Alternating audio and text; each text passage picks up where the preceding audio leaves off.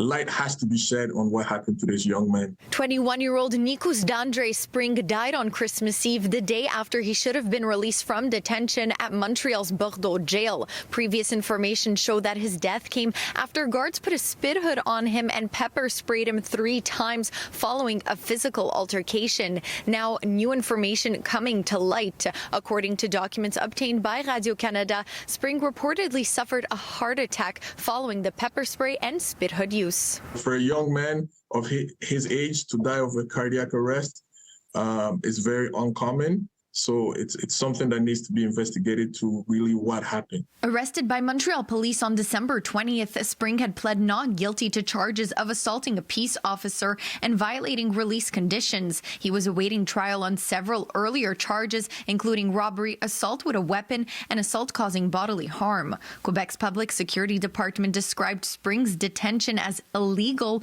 because he was ordered by a judge to be released on December 23rd, but was still behind bars the next day. So an investigation, for it to be the most thoroughly possible, have to be a public one. The Red Coalition, a nonprofit lobbying organization, already calling on the Quebec government to launch an independent public inquiry into the death. I'm preoccupied with the use of the spit mask and of the pepper spray or the spit hood, as some people refer to, because they're used for 2 different intervention strategies. Combining both can cause anxiety, a choking sensation, says this crisis intervention specialist. The pepper spray, you don't always get it exactly where you're aiming. If you get it in the mouth, you're going to have a sensation of burning where you feel like you have a hard time breathing.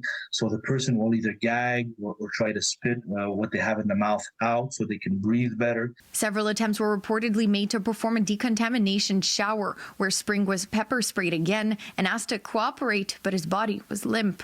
The team believed he was faking his condition, according to Radio-Canada. Officers transported Spring to his cell where he had no pulse. He was taken to hospital and pronounced dead. It's unfortunate that a young man of this age should die in the hand of authorities. Quebec's Minister of Public Security told City News that several investigations, including one by the Sûreté du Québec and Coroner's Office, are currently underway to shed light on the causes and circumstances surrounding the death.